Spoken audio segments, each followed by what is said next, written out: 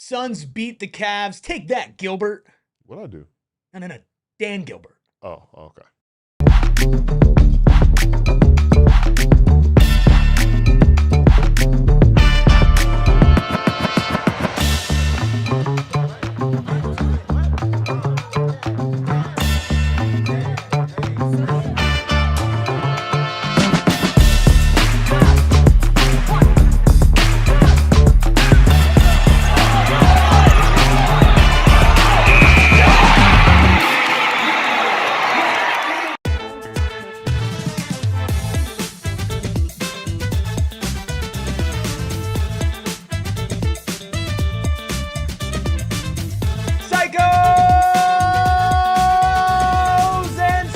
Unite for a BTB, BTA, B2B, BTA? Who cares? The Suns are 11 games over 500, and we're celebrating the PHNX Suns post-game show, of course, brought to you by our friends over at Bet365. Download the Bet365 app. Use code PHNX365. Deposit 10. Place a bet for 5. Get $200 in bonus bets. We're all aligned tonight, baby. I'm Eric. That's Gil. Not Dan Gilbert, but that's just Gil. We got Espo and the Freckled Mamba behind the Mac making all the magic happen. Steve will be calling in for his post-mortem from the morgue as the Phoenix Suns move to 11 games above 500, sweeping their back-to-back against elite Eastern Conference competition, 126-113 against the Cleveland Cavaliers. No Devin Booker, no problem. Jalen Green's back, didn't hurt his hamstring, hurt his ass. We'll talk about all of that. Not as much as the Cavs' ass hurt from that belt tonight.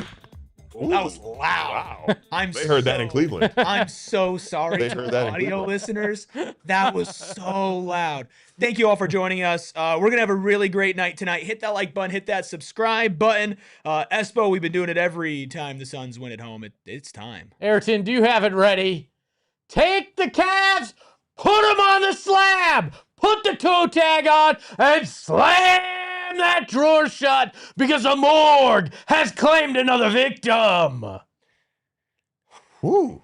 Man, that was thorough. And we won't talk about what happened at the end. That was thorough. Like the fact that this team was up and they waved the white flag pretty early in this game. And we were thinking, how is this team going to bounce back from what they did last night? Emotional game, all of that. Didn't matter. No, they did not.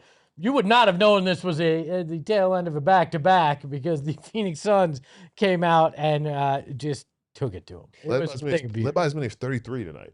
You beat the Pistons last night, 114-96, okay? The Pistons are a very physical team. Even when you beat them, you get banged up, you get thrown around. The Pistons were doing that. You play on the second night of a back-to-back here. Again, no Devin Booker still for this team, which obviously he is the head of the snake. Dillon Brooks has another great performance tonight. How about 67 points over the last two nights for Dillon Brooks? 126 to 113. Almost, okay. Here's the thing. The fourth quarter, and I get it, it left a little bit of a sour taste in people's mouth. There's like 45 turnovers for the Suns at the end there. They were missing shots. It was pretty brutal, but the Suns still ended up winning by 13. It was never in question. Those guys were playing 7 minutes because the starters were, like you said, Gil, thoroughly kicking the Cavs' ass. And I know the last time the Suns played the Cavs, and we talked about this in pregame, the Cavs were a team that was in flux. They really were trying to find themselves, and I get that tonight they were shorthanded. No Darius Garland, no Evan Mobley, no Max Strus, right? Those are 3 starters for them for sure. This is also a Cavs team that had won 5 straight, had been 8-2 in their last 10, and still had multiple good players on the court tonight, including Donovan Mitchell, Jared Allen, like players who are positive, high-impact NBA players. And the Suns didn't have their best in Devin Booker. And Espo, from the moment they came out, they just took it to them. And it was through the defense, but they were also hitting threes, passing the ball well. I can't get enough of this team. I can't. We keep looking at each other while we're doing these watch-alongs or just watching these games. We're like, this is real. Like, you for a little while there, you were wondering, is it real? Maybe it's just something that's happening early stretches this year. And it is, this team is a very, very good basketball team, even not at full strength. So anybody waiting for the fall, anybody going, you know what? Well, it's been fun, but it's not, even without Devin Booker now, they found ways. They were 1-3 going into the stretch when Booker got hurt without him. Now they found a way to win without him. Dillon Brooks has upped his game yet again. This team is something special, and that's why I'm team #NoTrades. They're legit. And Sunday's game was the most recent time this team lost. When Steven, when he called in from the morgue, said it looked like they were searching for answers and trying to figure out the process. Well, they figured it out. And Tuesday against the Nets wasn't really pretty, but they found a way to win. And then I think they found whatever they needed to latch onto. And then back-to-back, just thorough whoopings of two of the best teams in the Eastern Conference, two teams in the Eastern Conference who have real aspirations to make deep runs in the postseason. And I think the big thing when you talked about last night, play one of the most physical teams in the league, the Suns matched that physicality and they maintained it tonight, as we mentioned before, tonight's game, a team that doesn't necessarily like to play as physically. And you could tell that the Cavs were a little uncomfortable tonight because the Suns hit first, hit second, hit third, and then maybe the Cavs hit fourth after everybody else was on the bench and they were down by 30-plus points. But the fact that on the second end of a back-to-back where fatigue is probably playing a part as well, they set the tone with the physicality and set the terms of the game. That's really impressive. The Suns led for 83% of this back-to-back. They led for 95% of the game against the Pistons and 88% of the game tonight against the Cavs. Which is crazy because it felt like tonight they led for more of the game than they did last night. But I think it was just because that lead ballooned so far at one point that it just felt like it was longer. Well, in that first quarter for Phoenix, I mean, they forced like 8 Cleveland turnovers, but they were only up by 1. They were only up by 5 at halftime, and then they come out of the half, right? And they flip a switch offensively, go 45 points, an ass kicking in the third quarter so bad that Kenny Atkinson's head nearly popped off of his body and he got sent off the court after picking up his second tech. It was like, okay, we're hanging in there. They were clearly playing better than the Cavs. There wasn't a ton of separation. They come out of halftime like they've done so often this year, and they just turned it on.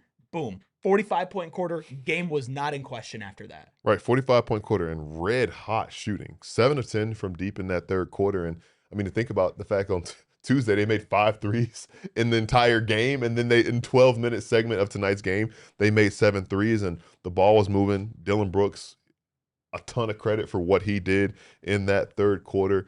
The emotions that he's playing with, and again, kind of being that guy for everybody to follow the lead of, it really did feel like, you know, even the fact that the Suns went up into the half up by 5, we talked about the first 5 or 6 minutes of the third quarter. That's when they set the tone, and at that point, it really didn't feel like the Cavs had a chance at all in this game. No, and I mentioned it on the watch along, but you called it in the Discord. You said, hey, how they come out to start this third is going to determine this entire game, and it did. That was the second where they showed this is our game, and you're not gonna have a chance in this. We're just going to take control of this fully right now. And if you look at the defense tonight, specifically on individual players, Donovan Mitchell only attempted 12 field goals tonight. And you think, oh, a star only attempted 12 field goals. He had 16 points, shot 6 of 12. Okay. He got to the free throw line a lot, I'm pretty sure, right? No, he only took 1 free throw tonight. He had right? 8 turnovers. He had 8 turnovers tonight. He only took 12 shots. And you look up and down the line, the leading scorer for the Cavs tonight with 17 points was DeAndre Hunter, right? Who shot 2 of 7 from deep. The Cavs didn't get to the line often. They shot 8 of 11 from the line. They shot 15 of 48 from deep. We could take a look at some of the numbers here, but the defensive performance for this team mixed in with when they're hitting threes, they feel borderline unstoppable because they stack kill after kill after kill. And when they shoot 52.9% from the field, 47.9% from deep on 48 attempts, by the way, and then 31 assists. We talked about that magic number getting to 26. They shot a decent percentage from the line, and the turnovers were even at the end of the game here. But it was because it was at the end of the game. Before the fourth quarter, the Suns were heavily favored in that department. It was a true, thorough defense, shooting, ball movement, discipline. All of that was in the Phoenix Suns' favor tonight. Yeah, I mean, these stats look skewed because of the final 7 minutes and what the Cavs, second and third stringers did out there. But yeah, the unbelievable ball movement. They when this team hits threes and forces turnovers, you're done. Like there's zero way to beat this Suns team when that's going on, and in 2 straight nights, that's just been the case. They've just outworked both of these teams. Right, 11, half of those turnovers that the Suns committed came in the fourth quarter. So again, you can that's a kind of a wash there, but bringing the fight and I think we talked about who wasn't available for the Cavaliers. Well, okay, then key in on the guy who is available and keying in on Donovan Mitchell. You could afford to do that because there is no Darius Garland as a secondary playmaker, and Jalen Tyson has been playing really well, and he had a good game tonight. But again, it wasn't necessarily Darius Garland level impact. And, as well as Jared Allen played for the first, 18 minutes, the first half, he didn't really do that much after that. And I think the fact that they were really just keying in, look, as Donovan Mitchell goes, this Cavs team goes, if we limit him and don't let him ever get comfortable, and I think that's a word we throw around every postgame when we talk about star players because it's a star-driven league. If you don't let him get comfortable, this team probably won't have a way. And I think that's where you saw the game start to get away from Cleveland when it was like, man, Donovan Mitchell's not really going to get in a groove. They probably aren't going to get in a groove. This team's like a metal bleacher in July in Phoenix when you sit down with a pair of shorts on. You're never getting comfortable. Oof. You're never getting comfortable with this Phoenix Suns team. I like that better than the sandpaper analogy. Oh, well, we'll bring that one back later, too. That's for win number 12 over 500. I believe that's what we saw Jalen Green wearing when he dropped the shorts on top. Oh, gee. Yeah, that was crazy. Let's get into our love the play. No, I'm kidding. But when you look at the Suns defense and you look at the players that were out there tonight, you see just a team that is connected. I'd say a team that's addicted to playing winning basketball. Mm-hmm. They just refuse to not do it. And I was listening to Matt Ishbia on with Zach Lowe earlier today. It's like a 30-minute conversation. And he's talking about Dillon Brooks. And he's like, man, Dillon Brooks is just the epitome of what we want. And he's like, everything that we were before was like the antithesis of like what I want from a team. And then he mentioned Jordan Goodwin and a little bit of a stray at Jared Butler. He was like, Jared Butler dropped 30 points in a preseason game. Everybody was saying you can't get rid of him. He's like, but Jordan Goodwin's the guy that fits to our identity. Was it a stray at him or was it a stray at people that we know that were saying that? I was certainly not saying that. But when you look at how, and then he also mentioned Jamari Bouye. And these are 3 guys that without Devin Booker and, Jalen Green played a limited amount of minutes tonight for a variety of reasons. They help power you to a win. Jordan Goodwin dropped 17 points tonight on 5 of 8 from deep, 6 of 11 from the field for him, while also putting Donovan Mitchell in hell. He's outscored Donovan Mitchell in less minutes, and he put him in hell defensively. I think Jordan Goodwin, and I know there was some buzz on Twitter, has some legitimate cases to be in all defensive conversation with how he's defended Donovan Mitchell, Cade Cunningham, Shai Gilgeous-Alexander. He's basically a power forward, but he's like 6'3". Dillon Brooks is playing great defense as well while scoring 27 points.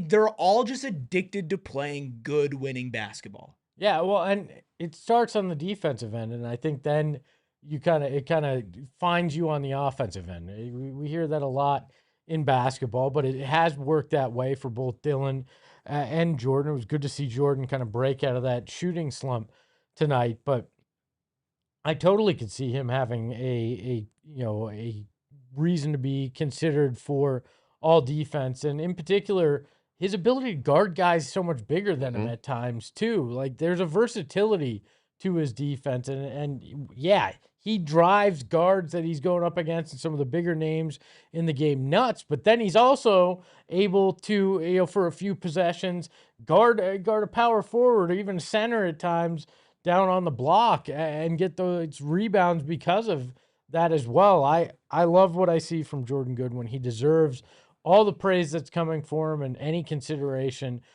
for any defensive award this year. Right. I think people are starting to realize what he does. And it's just like you're watching plays like, oh, getting his hand, poking the ball free and making guys uncomfortable and pushing them off of the spots where they want to be. It's like the little things that he's mastered on the defensive end, which makes him so fun to watch on the end of the floor. But especially what you talked about, Espo. Once or twice a game, he's switching onto a guy who's 6'8", 6'9", and got probably 40, 50 pounds on him, and he doesn't care. He doesn't care at all. He likes it. He probably prefers it, like you said. And it's just like his toughness and his basketball IQ and the way he makes plays at the right time, it's something you can't even measure. There's something about a guy that's like, I'll take it. I'll go ahead and do that. I'll do it. He's and a psycho and sicko. Yeah. He doesn't need to be wearing the mask anymore. No. But It's been like 2 months. we know how superstitious guys are, right? Like Once he hit 8 threes against the Thunder, that mask was never coming. Well, and it's a badass looking mask. It's pretty cool. Also, like, it's pretty cool. He gets physical too. Like, he dives. Like, he probably just needs it for like extra protection. He actually asked if he could wear a full-fledged helmet, and they said no. So. Yeah. We've got a lot to get into. We love Jordan Goodwin, big time. But I will say this: Jordan Goodwin is not a recipient of either of the PHNX Suns post-game awards tonight. Nope. Who is? Well, we're going to tell you that, plus read your super chats. We'll talk to Steven. All of that's going to be on the other side of our first break. Look, the holidays are over, especially if you're an opposing superstar playing against the Phoenix Suns. But it's still the best time for you to renovate your home. But we all know that renovating your home is expensive. Just the sound of it probably made your wallet hurt. But that's why the Window Depot is here. Not only are you going to find everything you need in one place, more than just windows, they got doors, skylights, cabinets, countertops, sinks, and more with tons of inventory in stock and ready for pickup, but unbeatable prices as well. Job site, ready quantities, expert service, and no membership required to get something that is good enough to pay a membership for. From windows to doors, from cabinets to countertops, they have everything to help bring your vision to life. And if you need a little help, they've got in-house designers that are there to help you plan your space, get this, at no extra cost. It's clear. Go to one of the 7 locations across the valley for the Window Depot, or visit thewindowdepot.com to get started on your next project today and show that they're more than just a window store. Look, I like to joke around on this program, but a serious accident or wrongful death there's nothing to joke around about that. And especially when it comes to choosing your lawyer, you've got to make sure that it's serious business for you. You need to be doing your research. I've told you about it. I didn't, and I paid the price both in cash and in my own sanity at times with the situation. That's why you got to go with the husband and wife law team, because they are specialists when it comes to serious injury and wrongful death law. They, in fact, are part of the 1% of lawyers that are actually certified in it with the Arizona State Bar. And the best part is they want to put more money in your pocket than their own pocket. And they're ready to go to trial if necessary. And you get in touch with them at any point. That's a huge part of it. If you need to talk to your lawyer, they make sure you can. So if you've had a serious injury, call the husband and wife law team first. It's 602-783-8841, or visit their website in the link in our show notes and tell them PHNX sent you. Hit that like button, hit that subscribe button. Help us get to 50,000 subscribers. There's a lot of you in here right now. A lot of you are subscribed. A lot of you aren't subscribed. We are less than 600 away, almost 500 away from 50K. It would mean so much. It's absolutely free. You don't need to watch the show all the time. Just hit that subscribe button. If you're listening on audio, go over to YouTube, hit that subscribe button. If you tune in once, if you tune in all the time, help support us. We're still trying to get to the point that we want to be with all the hours that we collectively put in here. So please help us out with that. We do have an update on Jalen Green. Oh, God. We'll go serious. And with that, he has a hip contusion, according to Jordan Ott, suffered that on the fall. Now, I haven't been able to listen to this clip. Hopefully, we can get something from Steven here in a minute, or we'll talk to Steven later in the show. But Jordan Ott said his right hamstring came out good, but he did take a hard fall on the play that he got tangled up. Suns are calling it a hip contusion, and he was working on his left hip on the sideline. Jordan Ott said the hip will be sore. So he's not playing next game. Yeah, what was Grayson's contusion? Was it? It was a right quad, right? Quad. Quad. Or I would call it in pregame a white quad. A white quad. I mean, that is accurate as well. A white quad contusion.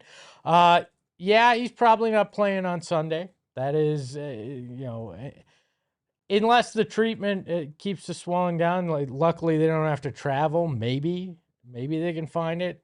Another fluke accident like that. There was nothing he could do in that case when he came down like that. You hope that they find a way to get him ready to go, because you've got the Clippers coming up on Sunday. That's a team that's 9-1 in their last 10. You hope that you have him.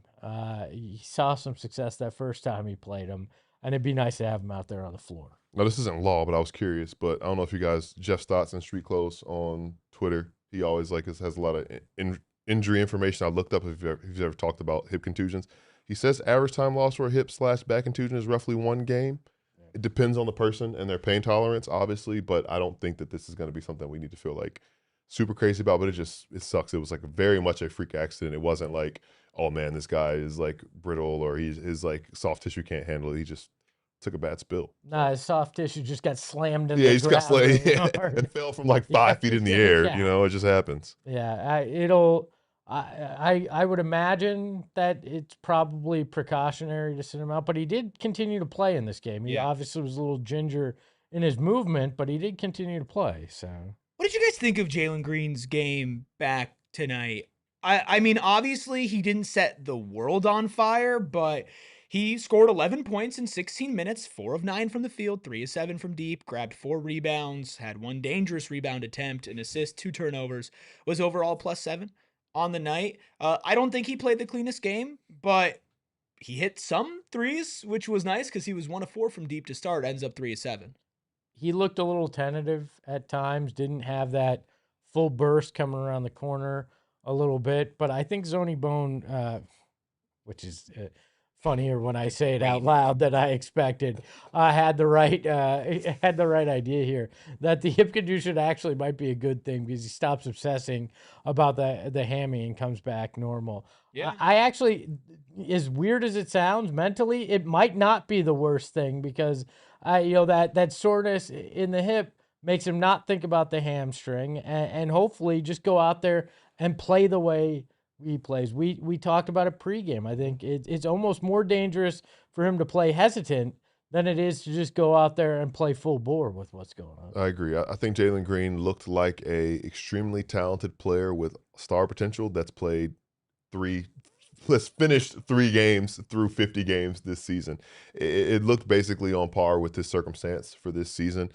It was interesting. He looked like after the fall, he looked a little more comfortable out there until he started until I guess it tightened up on it or whatever. But, we were talking about that first segment of the third quarter. It was his step back 3 that put the Suns up 17. Yeah. We were so worried about the fall because he laid down there for a while. A long time. For a while, he makes it 3, and I'm like, oh, wait, they're up 17. And that was like a big shot from him. So, to say that he is rusty, to say that he didn't come out the gate shooting well, to finish in double figures in 16 minutes of play, I think, again, it speaks to all the talent that he has and gives you an idea of what it will look like once he's able to kind of just have a full workload. Yeah, I said this during our watch along, which you always got to tune in for our watch alongs. We are off the rails during those. Super because fun. We're never off the rails on No, this. we're corporate. Just This is only corporate. This is corporate PHNX Suns. That is not corporate PHNX Suns. But Jalen Green kind of spoiled us with his first game back, where course, yeah. he just goes nuclear. He can't be stopped. That's when the Clippers were really bad too, and it was like this huge moment, and he played great. He's been playing about as I have expected him to play, which isn't clean, and tonight was the first time he played without Devin Booker. I think it was really big for him to get up and to continue to play. I think he's going to miss a game. That really sucks. I'm not going to hold you. There are going to be people that freak out about this, that are going to be like, he's injured again. Maybe he misses 2 games. Again, Grayson Allen missed like a month with a right quad contusion, right? But to be able to take that fall, and when you saw him laying down, you could almost tell what was going through his head. Because you got to imagine how frustrating this has been for this guy, right? To have not played, to have come back for a game, and then every time in that second game, you can't come back because you either, injure that hamstring or, it gets tight, then you get held out for a couple of games, and you finally come back and you're playing fine. And then something completely unrelated happens. And I'm sure in that moment, that pain felt like debilitating pain. I'm sure. A huge stinger. But as he got better and as he got up, you could tell that meant a lot for him to fight through it, then to hit a couple of threes. That's a huge mental hurdle that he had to clear. And I think to prove to himself that he can still get through these things, because so far he's not been able to get through the hamstring. And that's got to be a big mental battle. Well, and this is a guy that hasn't missed time, right? This is a guy who is not used to being out due to injury. So it's a foreign experience for him on top of everything as well. So having that fall, to your point, Eric, was probably like, really? Again? I got another thing I got to deal with? And it was probably as much laying there out of frustration as it was straight out pain as well. So hopefully, again, he goes, okay, I made it through that. That wasn't as bad as I feared It could have been, let's just go out there and play. For sure. I think, thinking about what kind of runs through your mind, you're probably like thinking about a bunch of plays, and like a lot of stuff in your basketball life is probably replaying in your mind while you're laying there. And you could tell that it was pretty serious, or everybody feared that it was serious because the entire team was out there to check on him to make sure he was good. And again, there was, as you mentioned, Espo, as you mentioned, Eric, like the level of shock that was there of like a nod again type situation. But for him to be able to get up, and then when he got up and walked it off, he was ready to go back in. And the ref's like, well, you got to wait for a second. So as soon as I saw that, I was like, yeah, that's exactly what happened. He was like running through everything in his mind just now thinking, okay, what if this is bad? It's not bad. Okay, cool. Let's hoop. So I think that's another reason why I feel like it won't even keep him sidelined very long. And with how precautious this team has been, when he like came out after that, the fact that he stayed in and kept playing, now he was clearly fighting through it. He was clearly hobbled, but again, you fell 5 feet on your ass, man. Like that's gonna hurt for anybody. Like sometimes I hurt standing up, like let alone falling down.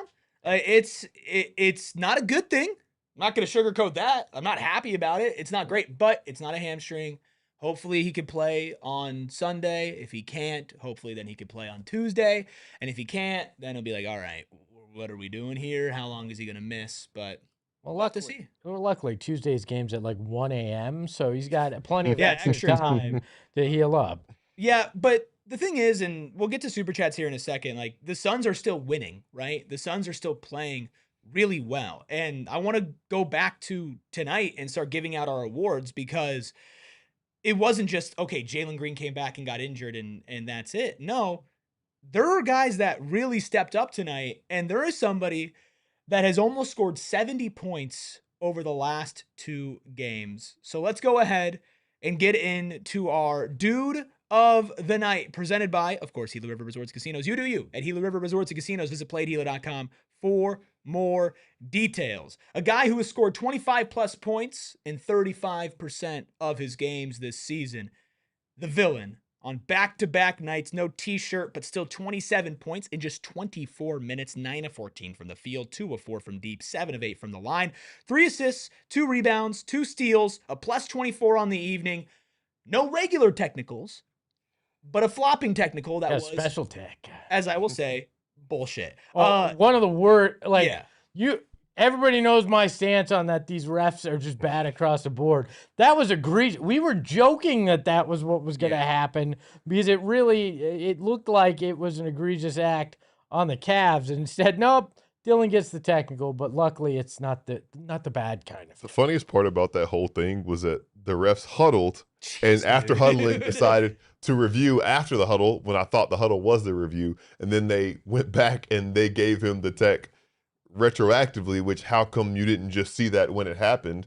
Whatever. Beside the point, Dillon Brooks is keeping up what he's doing, 4 straight games of 25 plus points, and every moment similar to this team where you expect them to come back down to earth. And and I know Dillon's had some tough patches or whatever, but he's bounced back. And especially knowing all the love he's gotten and attention he's gotten in these all-star conversations, a lot of guys cower and shy away when there's a spotlight on them.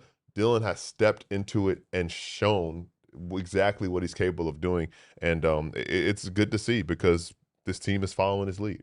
He is a certified bucket getter. Yes. We talked about this in the watch along, and I asked the question, Dillon Brooks is the blank best mid-range scorer in the NBA. Top 5. Like top 5, top 10, obviously like KD. Okay. Devin Booker. For sure. Shai Gilgeous-Alexander. Yes. Yep. Nikola Jokic. Yep. Okay.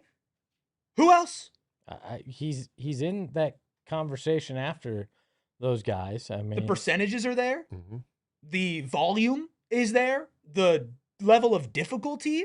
Yeah, he's not afraid by whatever the moment is when he's doing it. Yeah, it's never ordinary when when Dillon Brooks takes a shot. Yeah, and Kawhi obviously up there. Like, right. Look, there's the stars, right? There are these tier 1 all-star starters, Gil. I don't know if there's another guy who is considered on the level of a player that Dillon Brooks is. Fringe all-star player, known for his defense, spot up 3-point shooting with Houston last year, who does stuff like this every single night. There was an account that posted 8 minutes of Dillon Brooks isolation scoring, and I'll tweet it later. It's beautiful. It's beautiful, and it's genuinely mind-boggling how tough some of these shots that he's hitting are. 100%. And he's like getting to his spots, and they don't look like they'd be his spots, but he knows exactly what he wants to do. He has that little funky release or whatever, but it's exactly what he wants to do and where he wants to get. Tonight there was one where he used his strength and found an angle to finish off the glass. And I think it's going to be so fun, maybe at All-Star break when they have that updated graphic of everybody who dominates certain ranges on the floor. I expect to see Dillon to at least have one of those quadrants on the floor, somewhere in that mid-range area, because he's made a living there. You talk about tonight, 27 points on 14 shots. Like, that is the model of efficiency, probably levels of efficiency that nobody expected him to play with regularity once he joined this franchise on a night where Devin Booker, who typically relieves some of that pressure, is not available. So the defense is keying in on Dillon Brooks. And he got exactly what he wanted when he wanted to get it. And it's become commonplace for us to see that. I'm pretty sure he's AI because every step he gets more efficient Mhm. with what he's And doing. you just can't believe it. It doesn't look real. No, it does not look real at any given point. And I said it on the watch. I went back because we'd been joking. Mhm. I went back and watched footage from Oregon. This was in his bag when he was at Oregon, and now he's just tapping back into it because he's got a coach that's willing to let him do it. And I think that was the right decision. Well, and he's worked really hard on it too. Like, True. he had it in college, but it's a lot easier to get that off in the former Pac-12 than it is, in the NBA. And we've seen him struggle with that. I mean, that's why Memphis fans didn't like him. Like, a lot of times in Houston, he would get a possession. It really wouldn't work out. Now, again, when you not only have a coach that believes in you, but you're set up in an offensive system that helps with that, which is spacing, knowing where your place is, not like Ime Udoka's, which is just roll the ball out and let's play, which sometimes works and sometimes it doesn't. That can lend you to feel more comfortable taking these shots and knowing that. He's great at attacking mismatches. And honestly, like, if I told you 24 minutes, 27 points, 9 of 14 from the field, 2 of 4 from deep, 7 of 8 from the free throw line, I'm not saying this to start shit. That is Kevin Durant's stat line right there. Well, I'm not even saying it to start shit. I'm not. And I actually saw it. It was a bit of a cherry-picked graphic, but I don't remember. Maybe an ESPN or somebody else, but they had put out a side-by-side of Kevin Durant and Dillon Brooks over the last 3 games before tonight. And Dillon Brooks had the better average. Like, Kevin Durant's he's a better basketball player than Dillon Brooks 100% all time currently. Like, Kevin Durant is incredible. I know some people think that we have some vendetta against him. We don't. Nope. I'm just saying, if you took a screenshot, 24 minutes, 27 points, 9 of 14 from the field, 2 of 4 from deep, 7 of 8 from the free throw line. Right? You just looked at that, Gil. That's a Kevin Durant stat line. That's a Devin 100%. Booker stat line. That's like a Shai Gilgeous-Alexander, the Oklahoma City Thunder 1-by-20 stat line. Right? I mean, dude, you take 14 shots, you miss only 5 of them, you go 50% from deep on low attempts. That's Kevin Durant right there. And you get to the line 8 times and you hit 7 of 8. Like, again, we're talking about some of the most elite scorers in the world. Dillon Brooks is matching their pace on more nights than not. Now, maybe his low is much worse than those other guys, and I can admit that. And I'm not saying he's as good as those other guys. I'm not.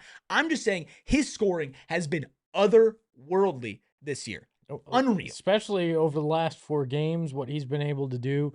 I don't know. We didn't have this particular clip from last night, but did you hear or see the clip that the Suns put out from his post-game presser where he's talking about nobody believed in me. I've had so many people tell me, I'm unwanted, these kind of things, but I'm going to go out there. I'm going to keep playing. And one thing that I always do is bring guys together on my team. And it's like, that's just this dude's mindset is. Again, it's the I'll do it mindset, but he looks at it and he's like, okay, you just need me to be the defensive guy and take a handful of shots when the ball kind of gets my direction. Sure.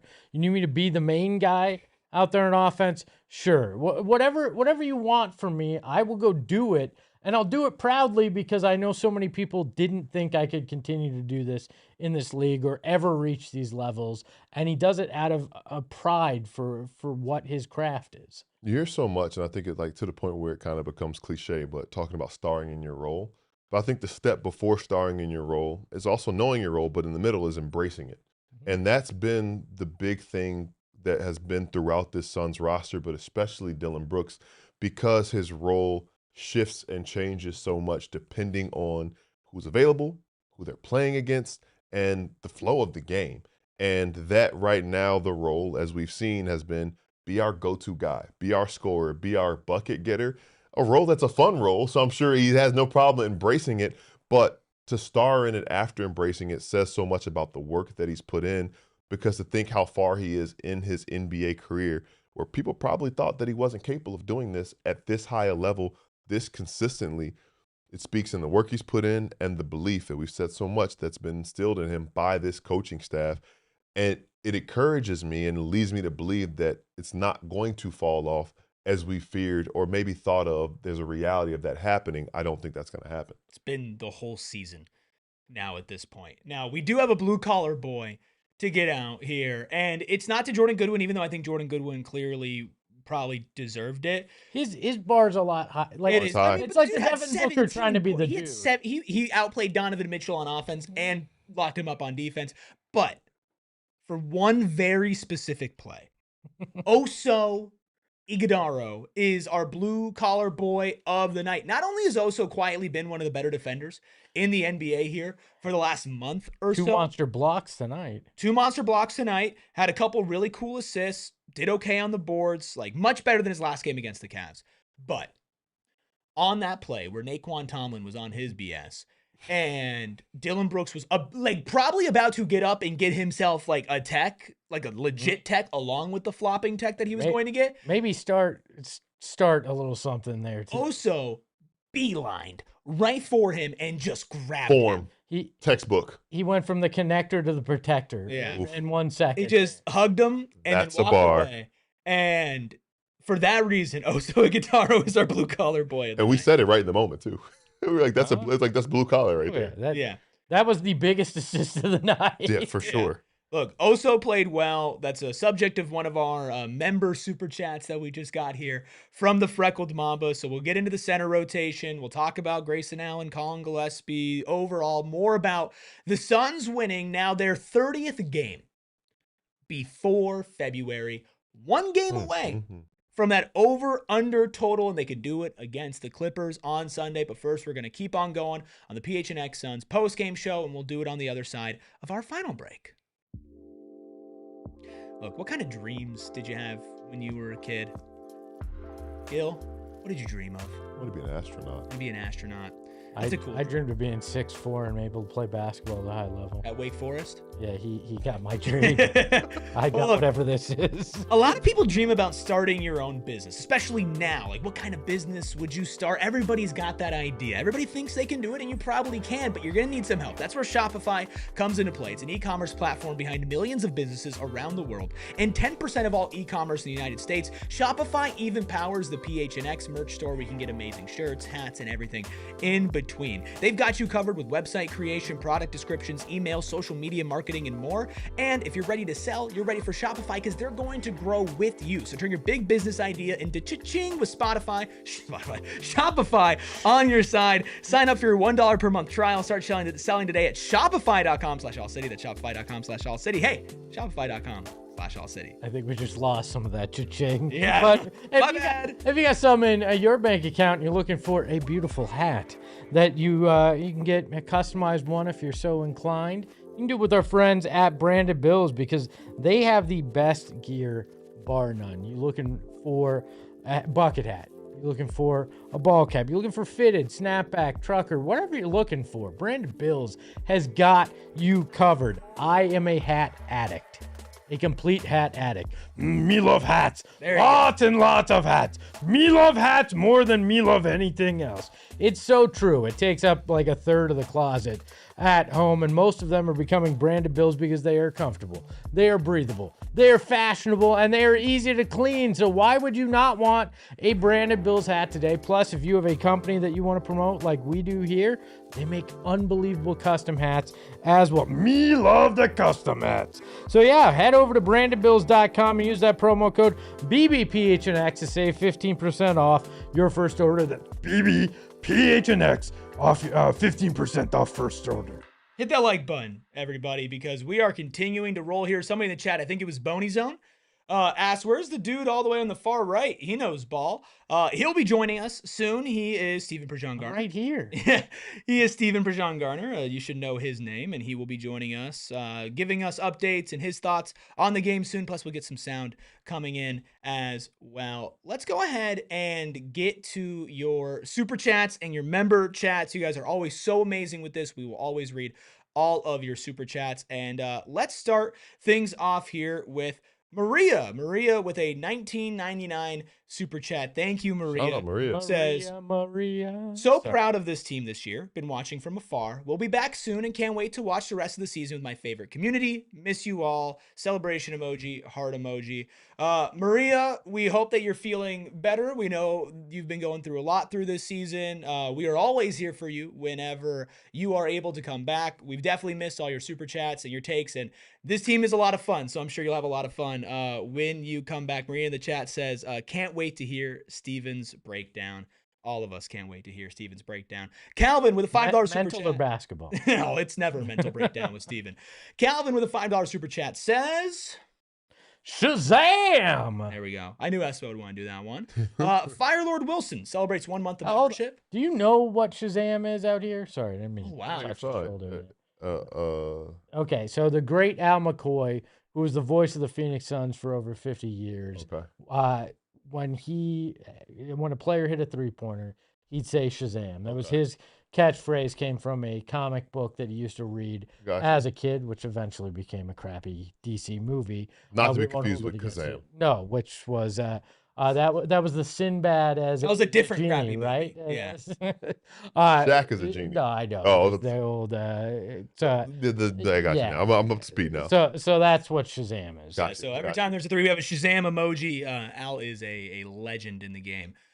We got Firelord Wilson, who I asked last night if his kid was the one that told Noah scoreboard at the game. He was not, unfortunately. Boo. But Next time. Come on, Firelord. We'll give him Noah's number. He can call him up. Firelord Wilson celebrates 1 month of membership. Thanks, Firelord. Says, who would have thought the Suns would hit 30 wins before they hit 20 losses? This team is so fun to watch, so much in spirit and heart, pure cinema. Absolute cinema. 30 wins Yeah, before. it's it. I went wrong hand gesture. Sorry. 30 wins before 20 losses. Sounds a beautiful thing. This team, man. People didn't think they were gonna get 20 wins before 60 losses. Mhm. Yeah, this team is just, they're so different. I still can't believe it. Great name coming up here. Pissed Off Dwarf celebrates 3 months of membership. Says, I love the full court press up 20 plus. The effort makes me want to run through a wall. The effort makes me want to run through a wall, and then the turnovers at the end of the game also made me want to run through a wall in a derogatory sense. But this team continued to press and work hard. Yes, and that is a hallmark. Steven brings up the point about how that helps you so much. Even if you don't force a turnover, it eats time on that 24-second shot clock that doesn't allow a team to get into their offense until pretty late in that. Love the full court press with them. Mesa 14's Kev with a $2 super chat says, this team making 7-footers look like they're 4'12". Yeah. Yeah. Yeah. You go to ASU, Mesa? Come on. Russell, what's up, 4'12". Russell? Celebrating 2 months of membership. Also a Yeah. diehard. Says, great team win. 30 wins before February. Who no one thought. Question for Steven. We'll ask this to Steven now, but we'll talk about it here. Besides Dillon Brooks, who's been the most blue-collar boy this year for the Suns? Cue the squirrel. The squirrel. Oh, you thought I was done? I think Steven would say that Jordan Goodwin's been the most blue-collar boy this year. I mean, yeah, that is the epitome of blue collarage for Steven. He's so a yeah, blue-collar bar. Yes, he is. He is.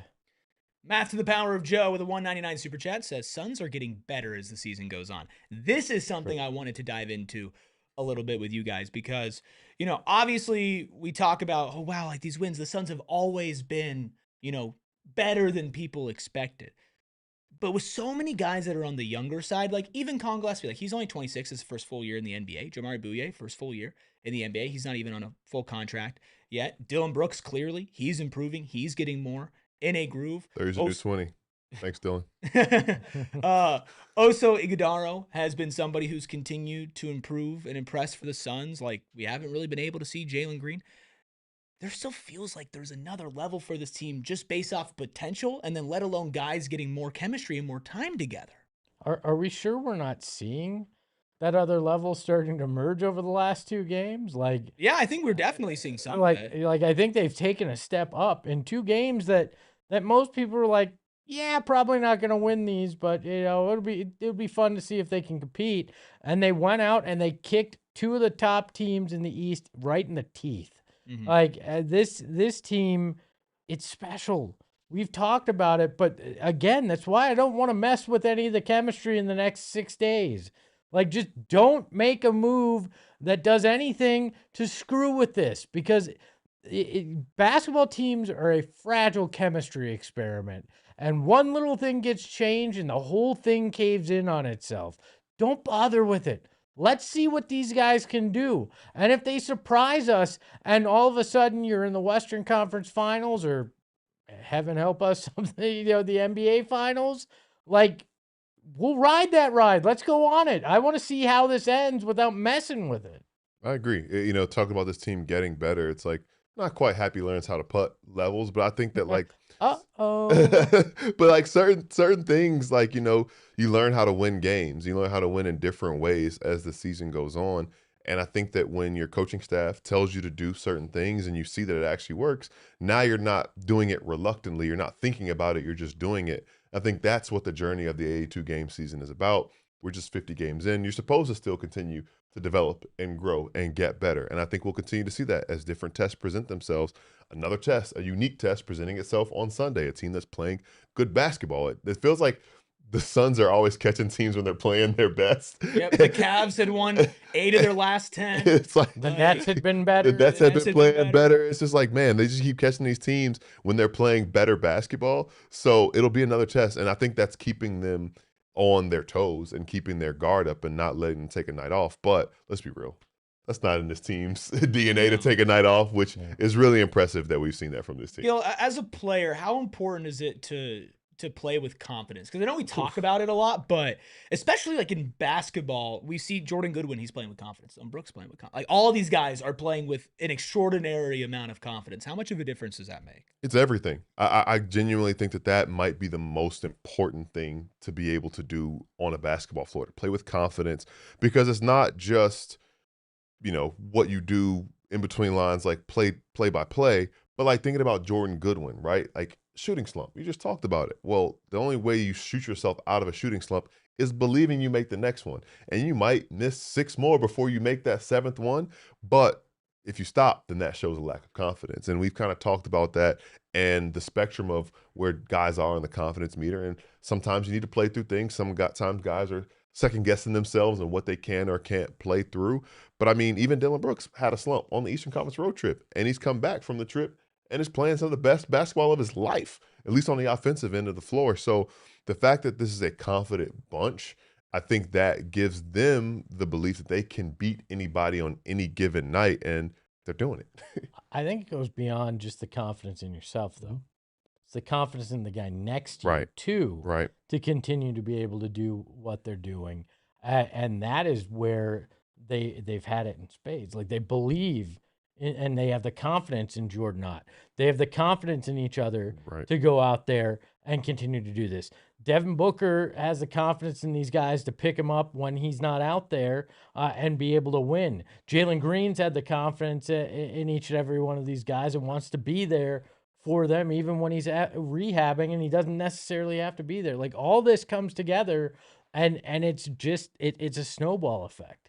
And it's contagious because we're all believing in this now as well. Well, you've got to prove it. Seeing is believing. You got to have the work to go into it. From everything that we hear, everybody on this team is just a nonstop worker. And one Royal Q in the chat puts it well, says this team believes they can beat any team, and they actually can. And it's not just the faith in the guys next to you. It's the faith that if Jordan Ott comes to you, if Jesse Mermis comes to you, if Damari Carroll comes to you, if Brian Gregory comes to you, if Steve Nash comes to you, and it's hey, you should do this. When you can look around and say, oh, well, literally everybody is being put in their best situation to succeed. Almost everybody on this team is having an improvement or a career year at this point, no matter what stage of their career that they're in. Why would you not listen? And then if you're the coaching staff, you now feel more empowered to go to a guy and, chew him out. If you're part of the third unit that gave up this massive lead late, you're going to hear it. And if you're a part of this third unit, you're going to accept that because you've probably seen Dillon get that. You've probably seen Devin get that. You've probably seen Grayson get that. And this team has never been fully healthy. Literally ever. The only time that they were was against Philly. And even then, Jalen Green wasn't fully back. At the beginning of the season, it was no Jalen Green, and Mark Williams was coming off the bench, couldn't play back-to-backs. Then Grayson Allen was out, then Devin Booker was out, then Ryan Dunn was out, and then Grayson came back, and then Book got injured again, and then Jalen Green came back, and then Jalen got injured again. This team has never been able to be fully cohesive with each other to the point they had to go pick up Jamari Bouye. And then Jamari Bouye comes in and has a career year.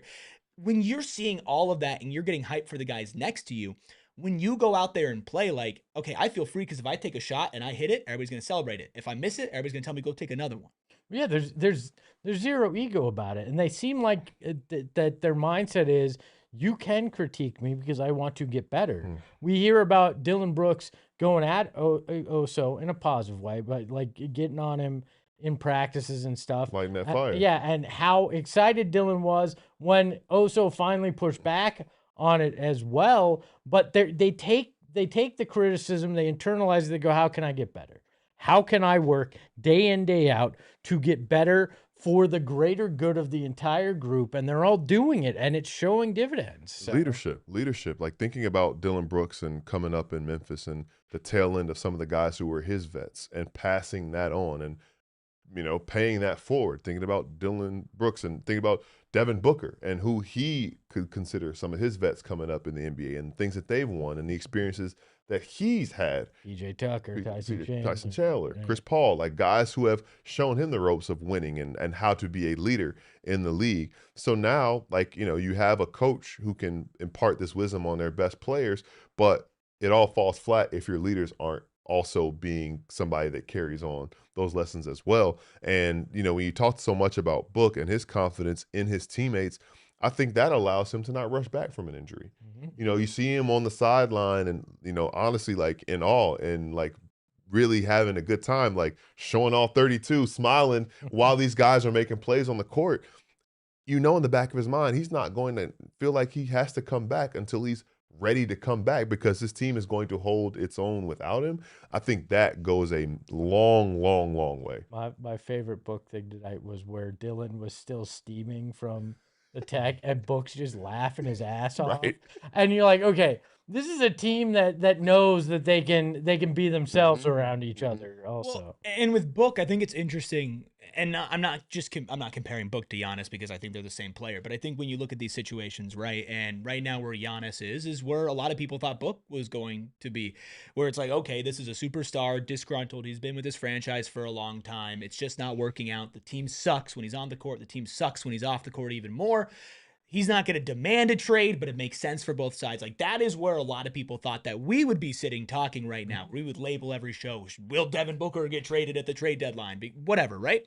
I mean, we could still do that. It would just sound insane right now. With Giannis, like when Giannis has been sitting out this year, he's just watched some of the most putrid basketball imaginable.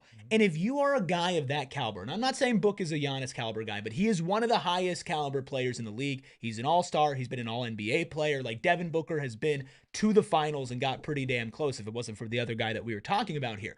When you're sitting on the sideline and you're evaluating your situation and you see guys out there winning back-to-back games against the top teams in the Eastern Conference and the literal top team in the Eastern Conference, when you're like, oh, damn. Well, now when I come back, what can't we do? Well, Book looks at Giannis and goes, you merely adopted the suck. I was born in it, molded by it. Like, he's like, good luck with that there. I lived through it, all right? We're good over here right now. Yeah, Devin Booker has seen a lot in his career, and he's also seen a lot of coaches. And I'm so glad that he has a new coach leading the way, a coach that we all love. Let's hear from Jordan Ott here. Jordan Ott talked about the Suns' defensive success at home in their back-to-back against the Pistons and the Cavs. Our activity, I do think there was some similarities last night that we were able to apply tonight, kind of team-wise, that we try to connect the dots. On some of these nights it's hard to prepare without a shoot-around. And we play a similar style, so there's a little bit of familiarity through all that.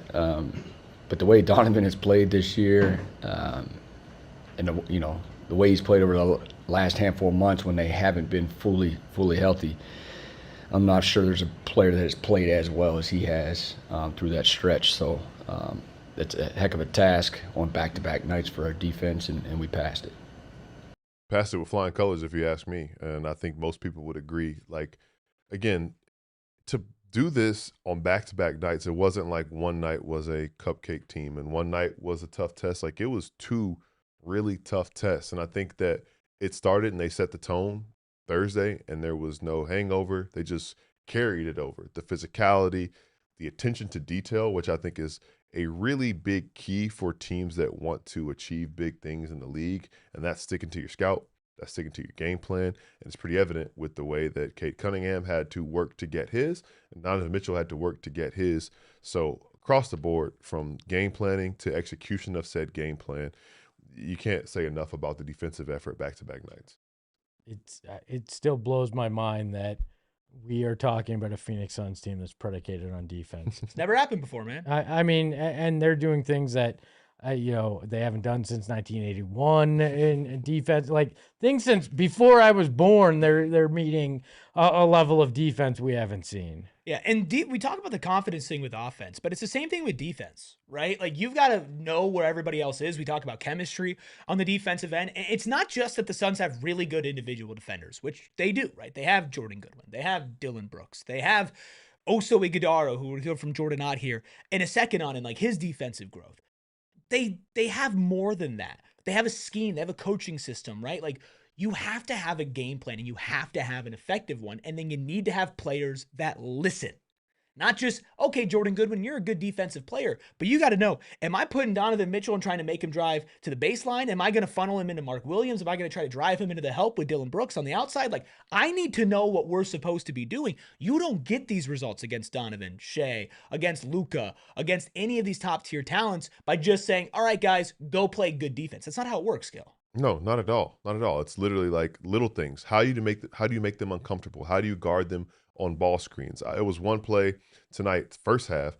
It was Colin Gillespie matched up with Donovan Mitchell, and they tried to screen him. He fought over it, and he got through it. And then it was like, okay, now what? Because I'm sure the Cavs are used to most guys accepting the screen or going under it, or not really fighting through it the way he did. There's little stuff like that. Little stuff like picking up as soon as the ball goes through the net and making them inbound the ball to somebody else. Things we see the Suns do time and time again, night after night. And again, the reason why you do these things is because you do it once and you see that it works. Okay, well, I'm going to stick with it.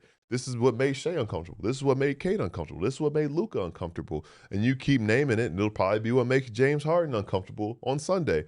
And they continue to stick with it and do it because they believe in it.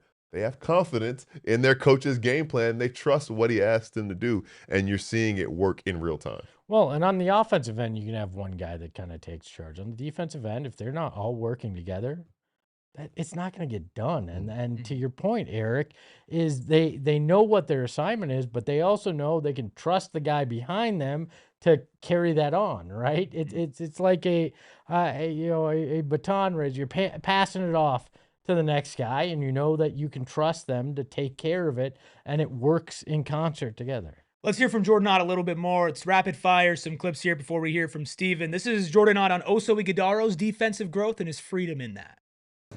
Massive. I think he's taken a gigantic step defensively with his activity. He's one of those guys that are elite athletes in this league, just a little undersized for his position. So how do you combat some of that size? And it's his activity and the IQ and just overall, he just has a thirst to get better. And he's taken steps over the course of the season.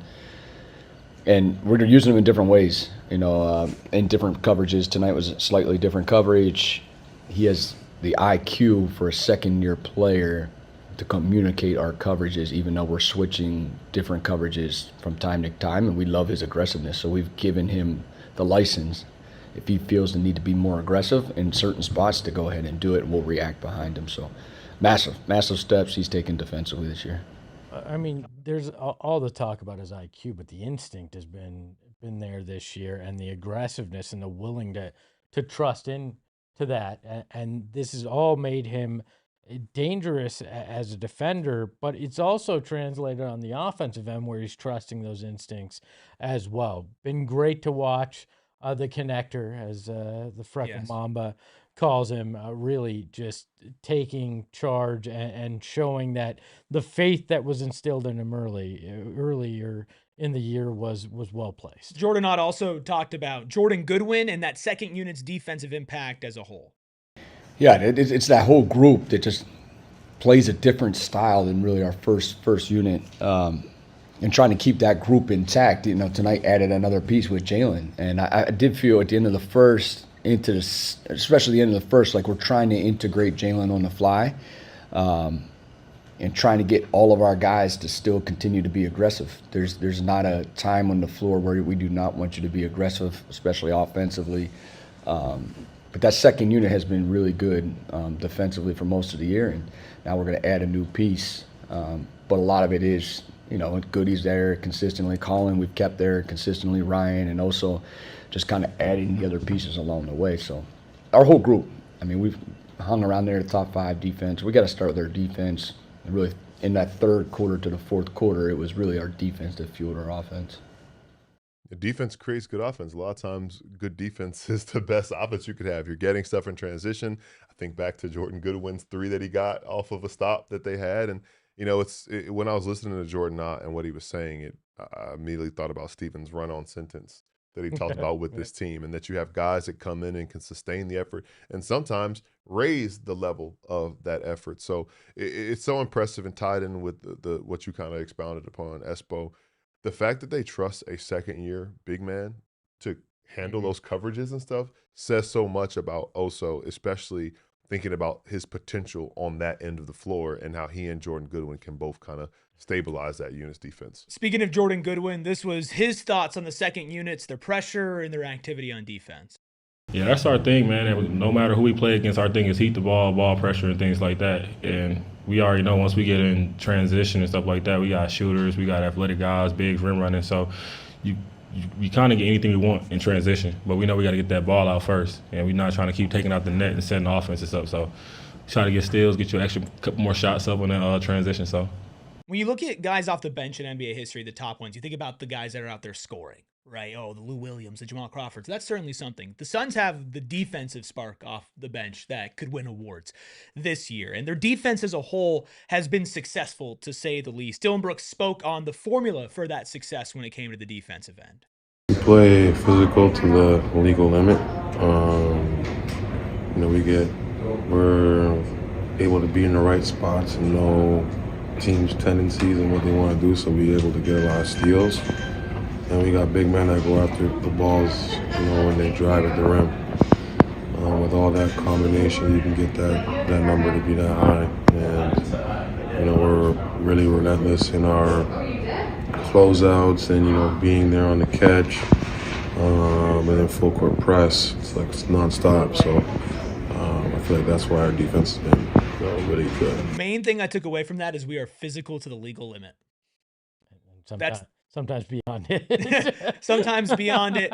Before we get to Steven here, one last thing from Jordan Ott. This is what he talked about Jalen Green's game tonight.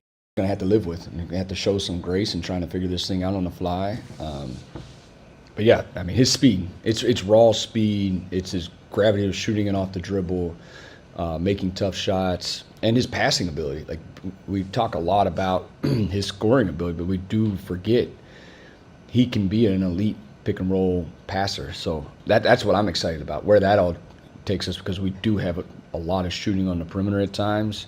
That's something we're going to continue to tap into, and especially with how much pick and roll we do play, put him in a spot. Like, our spacing is different than what they had last year in Houston, and now he's going to have the ball in his hands to see exactly what that looks like, and that's what I'm super excited to see.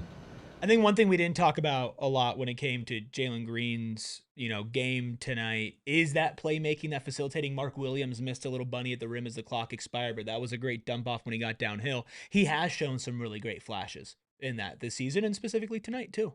No, and I appreciate the fact that Coach Ott was saying that there's better spacing here than there was last year for he kind of said it matter-of-factly, it's the truth.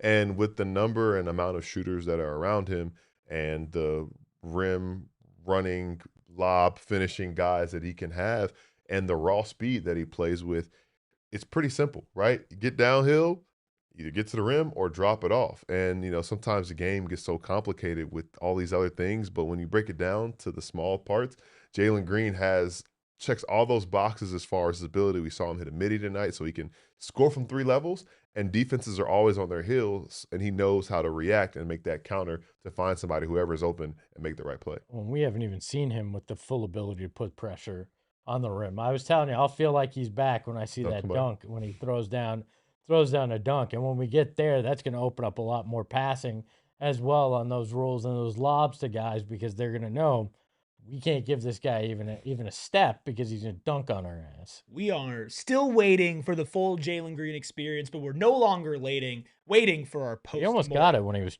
pulling his shorts down there. But, It's time for the post-mortem.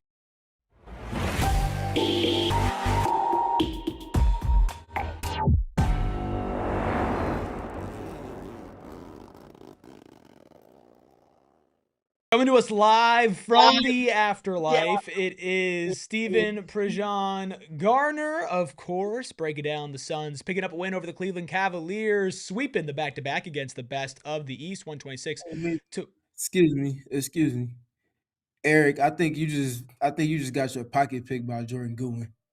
Damn it! Yeah, no, that makes sense. Hey, it's too late. He already ran that way with your change and put it in the deposit box. He is pretty good at defending high volume guys, so that certainly makes a lot of sense. At high volume, low volume, if you got on the wrong jersey, you probably getting your pocket picked. So you might want to watch out next time. Wait, he's good with defending high volume, so Ayrton's our Jordan Goodwin? Ayrton is the freckled Mamba's wearing the masked freckled Mamba.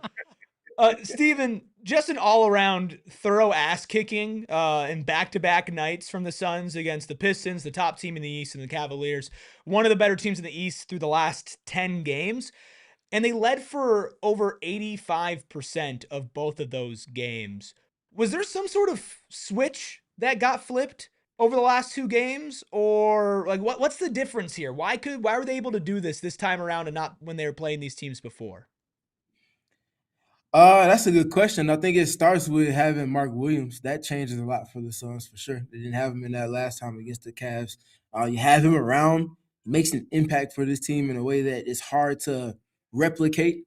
Also has been very good this season. It hits different when he is the starting point for it versus him coming in and being able to just impose his own will on the game after Mark does the things that he does. So that changes a little bit for them. Also, a little bit of home cooking definitely helps, even if it does come on the back end of a back-to-back. And then the last part for me, man, this defense, man, like I will continue to sing their praises because people told me I was crazy for saying that this team could be a top 10 defense. And I'm like, let's let the games and let's let the games happen, see them roll the ball out and see about it.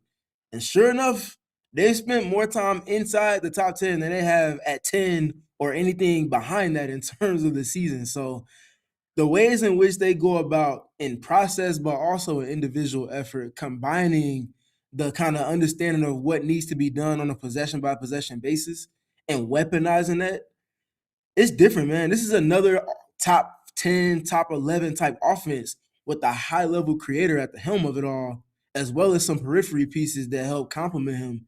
And they just made Donovan Mitchell, they just minimize his impact in ways that we really haven't seen any other team do. This team is special, man. Earlier in the week, you talked about this team was processing and figuring out the answers and trying to figure things out. Tonight was super efficient offensively, and Dillon Brooks continues to do it again. What did you think of the offense tonight and the way it flowed and how they were able to just make things happen all across the board? Yeah, Gil, as you know, bro, you force 22 turnovers. Mm-hmm. You had, I think, 10 live ball turnovers forced in the first half. You finished with 36 points off turnovers. That all coming before garbage time. that's gonna get your offense up and running, literally, because guys it's a track meet. Every time somebody gets a deflection, it's like that gun going off, and guys are out the blocks in terms of like when you're on a track. Everybody's filling the lane, and now it grows contagious across lineups because everybody's thirsty for that next opportunity to get a deflection that generates a steal or pick a pocket or a timely top block from somebody that forces them to go to the next layer of their offense. And now everybody else is in position, the shot clock's bleeding down, and now you got all of these things kind of just adding up in your favor in terms of momentum. That's where the Suns are right now, man. I think it starts there with their defense continuing to set the table for their offense. And at that point, if they've gotten some of those kills we talk about, getting 3 stops in a row, a team happens to score.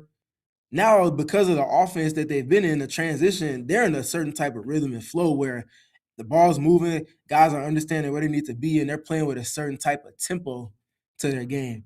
Again, the defense continues to stir the drink for them, and that helps fuel their offense, even if they're only having 50% capacity of Jalen Green and 0% of Devin Booker. That helps them a ton.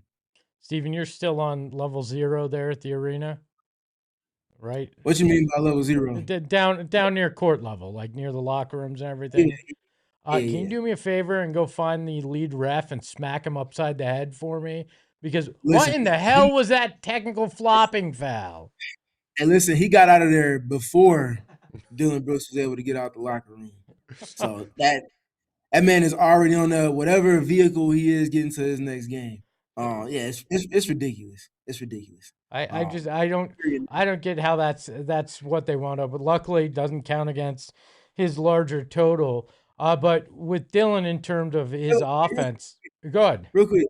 So Dillon talked about that in postgame. It wasn't at the podium, just in the locker room. He said, yeah, the head official told him there's not enough flopping technicals given out at some point during the game.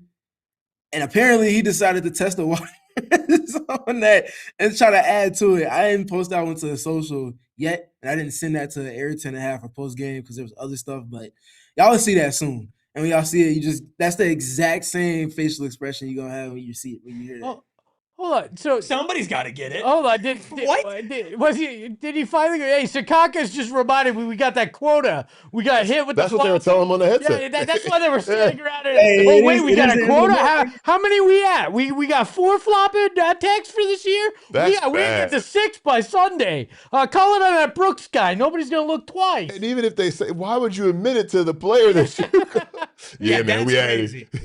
Got a call from the higher ups. We had to get you, man. So, it's like thinking about speeding tickets. It's like, don't speed a lot at the end of the month because I got to hit a certain quota of speeding tickets. That's crazy. What the hell are we talking about? Sorry, here? Dillon. You got hit and knocked over at the wrong time. It's the end of the month, too. We got to meet the so y'all watch tomorrow's going to be a couple more tomorrow's game. They ain't meet the January quota yet. The rescinder. It's going to get rescinded. The rescinder.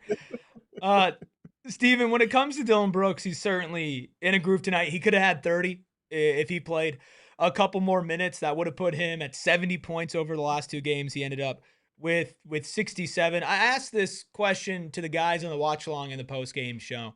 I want to ask it to you. Fill in the blank. Dillon Brooks is the blank best mid-range scorer in the National Basketball Association. Oh, that's tough. The blank best? You can give me a range. He's 12 to 15. Okay. I think this season, 12 to 15. And I think it's not for a lack of efficiency or skill on his part. I think it's for other high-level creators that he's just not that for this team that consistently lean into that. The KDs, like those type of guys that lean into the midi, get a higher volume, higher usage from their offense. So that's the only reason why. But yet and still, even with the smaller dosage and volume, his impact numbers, when you look at the points per chance when he gets into ISOs or those post-ups, it's literally right in the weeds with all of those top-tier high-end creators. And I think that speaks to just how great of a space he's operating in. He hasn't played better offensively in his career than he has with the Suns. And I think that, word to Nipsey Hussle, is opportunity mean preparation. For sure. You talked about it a little bit on the other side of the offensive guys. Dillon Brooks, former Rockets teammate. Your first time seeing Jalen Green play in person in a while, still 50, 60%, but your impression of what he showed tonight back in the lineup after a brief absence. Yeah, not gonna sugarcoat it. That first shift was not it. Was not Fair. it.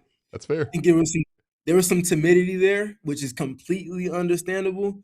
But I think once he got his kind of legs under him, he got to get a little bit of a game sweat rolling. Started to see him start figuring it out. Started playing at those different paces. Started kind of manipulating the game a little bit. Only had one assist, but I felt like his reads and pick and roll were solid tonight. I think the growing chemistry between him and Mark Williams and also Ighodaro as far as handler and screener is growing. And I think he's also starting to feel the spacing that he's operating in. And that was one of my biggest takeaways from that last game that he played in Philly. Just some kind of understanding like, hey, man, I got like 4 extra dribbles I can take if I take my time because they can't load the nail and they can't sit in this gap early because that's Grayson Allen to pass away. Or that low man is in limbo because that's Colin Gillespie in that corner over there. Like, he's understanding that, and you can tell he's like a Rubik's Cube. He's figuring it out. He's starting to figure out the patterns. And I think once he starts to really go from reading to just reacting, especially after he gets his legs under him, it's going to be a lot of fun. I think Espo, you'll probably see one of those dunks once he starts turning that corner, literally and figuratively. Very nice. Any concern about that bruised hip? What were you hearing out there from everybody? Yeah, that fall is not pretty, man. Jalen is, as Eric has tapped the sign on every chance he gets, no worse than like a 95th percentile athlete. He was going up to get that board. Mark Williams, and I can't remember who else it was from the Cavs that was in the mix. It might have been Jared Allen. Got their hand on that before him, yeah. So he just touched the ball at the wrong time, and he's a lot lighter than both of those two guys. So his momentum just went, halfway up, and he took the brunt of that to the lower back. I think Jordan I said it was diagnosed a hip contusion. He did kind of leave the bench early at the end of the game, but they said they don't think it's anything to worry about. It was just blowout. He's not going back in. Let's go ahead and get the rehab kind of rolling with that on the contusion. Second night of a back-to-back, so no practice tomorrow. So they're just trying to expedite the kind of tending to it and then recovery part so that he'll be available on Sunday. So no worries. He definitely made sure to emphasize that part. But yeah, it was just precautionary. Why can't they call it a bruise? Is it because these doctors have to prove they went to school for 8 years and can use the big words? I mean, it's a hip bruise. And it costs a lot of money to go to doctor's school in any capacity. That's how they want to go about it. Hey, listen, y'all got it. You tell me how to talk hoop. I'm not going to tell you how to do your job. Steven, we talked about it a little bit here, but about the mental side of Jalen being able to get up and continuing to play after that and hitting some threes. How big do you think that was for him after having that scary moment where he's on the ground for like 2 minutes? Yeah, I mean, I go back to it again. Y'all hear that? That's a dog barking. That man said, look, I missed a lot of I think he has a little bit more emphasis behind it than more bass. More bass. Hey, there you go. There you go. That's better. I think he's like, man, listen, I just got done coming back from this hamstring injury. It set me back another couple games after I initially came back again. I'm trying to hoop. Like I got an itch that I need to scratch. And like I'm not letting something that's gonna be short term keep me away from getting to that opportunity. So that response, I'm not surprised. Immediately comes back in, goes back to the pace tempo I talked about in pick and roll, takes his time, ends up getting a switch. The switch isn't an aggressive one, so he's like, all right, bet, let me go ahead and pull up, knock down this 3 real quick, cash. And then another possession comes in and he gets an assistant pick and roll. Just kind of, again, just reading the game. I mean, that dude he's went through it. And I think he's still worn, even though he hasn't been on the court, worn that kind of well understanding, okay, there's still things you can learn to then apply and kind of hit the ground running once he's back healthy. And for that reason alone, I feel like he's going to be fine so long as he doesn't have any more of those kind of speed bumps as far as just being on the court consistently for the team. But other part of it too, though, he was definitely getting targeted a little bit defensively. We talked about it a little bit against Philly. I felt like Cleveland did it a little bit more tonight. He was up to the task. It's just at times, just because he has that frail stature, and it feels like he even lost a little bit of weight from what his playing weight was last season with Houston versus what he is now. There's just going to be certain moments where he gets below the free throw line and his size is a disadvantage for him. But what I love is that it's not for a lack of effort that he's getting scored on oftentimes. Other things you can clean up on, but the lack of effort is not something. And that's a telltale for the Suns. Steven, that last couple of minutes, let's just say it wasn't pretty. I just want to ask, on a scale of 1 to 10, how loud is Jordan not going to be when he's chewing their asses out tomorrow in practice? I mean, he's going to let them know, like, hey, these minutes, don't forget this is an opportunity. This isn't just to run the clock out. You got a chance to put some good stuff on film, win some goodwill, build some chemistry. The other guys on the bench at that time are also watching you. So, like, I'm sure they'll have some conversations about them having an expectation when they do get in the game. But I imagine that's not something that's going to be more than a one-time instance, because y'all heard it in pregame. Kenny Atkinson said this is the hardest playing team in the league, bar none. That goes 1 through 20, I think he said in pregame. But for all the players on the roster, that's something that they know is it's an accountability barometer. Not worried about that. Any final thoughts on tonight's game? Yeah, also Ighodaro, man. That dude just gets it. He's coachable. He adapts over time. Jordan said he's given him a license to play with a little bit more freedom defensively. And that's not something you hear from most defensive guys in their second season. I think Jordan not pressing that button when I asked him about that says a lot about the goodwill, the buy-in, and the trust earned from Oso in terms of the communication part. Also putting out good tape. He's never late on an assignment or on a rotation. He's never not impacting things defensively. That's one of the toughest things to do, especially as a 5 in today's league, because you're always involved in action. So him wearing those qualities says a lot. And then to the offensive side, answering your initial question, Gil, I just realized I only answered it kind of halfway. The offense, man, the pick and rolls, this team, the pace they're getting out of them, the kind of ways that they're layering the rest of their offense together with it, and the kind of angles that they're just kind of manipulating, it's so good, man. To do what they've done to Jalen Duren on the front end of the back-to-back, and then Jared Allen on the back end of it, all of this without Devin Booker and only with 70-ish% of Jalen Green in the back end of it, says a lot about where this team is and how tried, tested, and true their pick and roll process is. That's their dictation piece on offense, and getting that without Devin Booker again says a lot about where they're at, man. You bring up Oso, you didn't even talk about the biggest play he had tonight, where he kept Dillon from getting a fight and getting another technical. Hey, listen, he bear hugged that man so quick that it was like a fire, and they put the tarp over it. You see in firefighters put the tarp over that thing. Hey, listen, he got that hug from Oso, and I saw him. He went from here to he mellowed out. Is that all Dillon needs is a hug? Does Dillon just from the right person because he wants a hug? The right person. Gil has got to be the right person. And again, going back to earlier this season, also having his buttons pressed by Dillon at practice and in games, and Dillon just continuing to poke the bear to get more of that edge and more of that force out of Oso. Return on investment right there. Who knows what happens in this game if he ends up picking up a tech? It might sprinkle into another one. It might spark some momentum for the Cavs. Maybe Kenny Atkinson doesn't get thrown out the game later. Like, all of those moments matter. And again, that's also like people talk about the chummy post-game stuff when the guys are, doing what they do, handshakes and all of that. That's a plus 20 if you're talking 2K. That's a plus 20 to your team chemistry right there. Just those little moments where you see adversity and the right person is there at the right time, and they kind of mitigate the situation. That's big time. I think it's clear that's our Love the Play presented by, of course, our friends over at the Arizona Lottery Play and Gift today. Our favorite play of every single postgame show is being able to talk to Steven as well. So big shout out to Steven. Of course, we'll still be out there for this long homestand, man. We miss you having you on the shows, but always great having you out at the morgue, getting the pregame, the postgame coverage. Of course, you could follow Steven, who's at all the practices, the shoot-arounds, giving you great stats and actual film breakdowns at StevenPG3. That's Steven with a PH. We'll talk to you again on Sunday, my guy. Appreciate y'all. Last word for me is Jordan Goodwin. See y'all. Bye.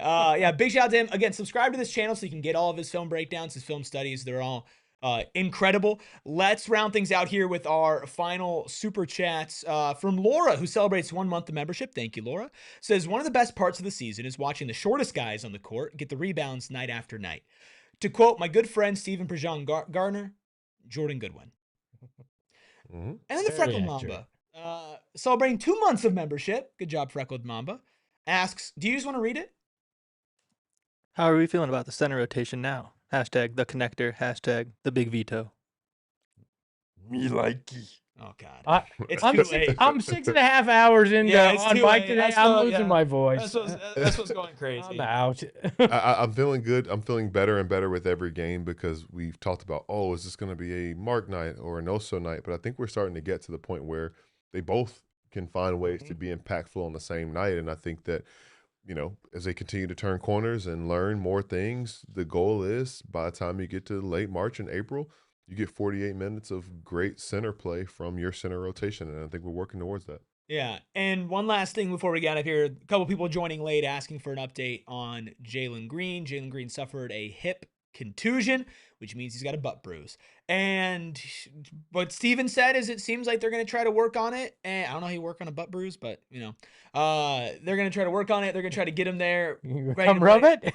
Come rub it. Come rub it. They're going to try to get him ready to play on Sunday. Honestly, I wouldn't be surprised. This is just, I'm not reporting. I'm just guessing. I wouldn't be surprised if he misses Sunday, but I'm sure he's going to fight through whatever it is to play. So obviously we'll keep you up to date at PHNX_Suns with all your updates on Twitter and on Instagram whenever we know.